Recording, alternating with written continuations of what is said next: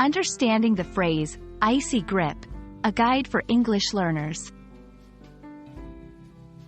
Hello everyone, welcome back to our channel. Today, we have a very interesting topic to discuss, the phrase, icy grip.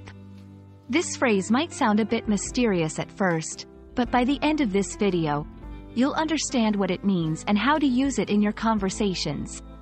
So, let's get started. Icy grip is a two-word phrase in English. The first word, icy, describes something that is extremely cold, like ice. The second word, grip, refers to a firm hold or grasp on something. When these two words come together, they create a vivid image and a metaphor that can be used in various contexts. It's important to note that this phrase is not about actually being cold or holding something physically. When used metaphorically, icy grip describes a situation where someone or something has a strong, controlling, and often negative influence.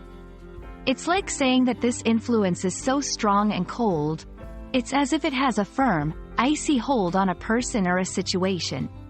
For example, if someone is talking about a very strict and controlling government, they might say that the country is under the icy grip of its leaders. Let's go through some examples to understand how to use icy grip in sentences. 1. After the military coup, the country was in the icy grip of a dictator. 2. He managed to break free from the icy grip of addiction and started a new life. 3. The small town was in the icy grip of a harsh winter, making life very difficult for its residents. In all these examples, icy grip is used to depict a strong, controlling, and challenging situation.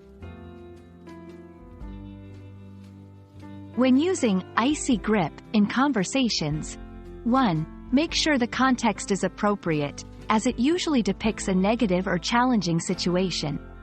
2. Remember that it's a metaphorical expression, so it's not used to describe physical situations. And that's it for today's lesson. The phrase, icy grip, is a powerful expression that you can use to describe situations where there's a strong, negative control or influence.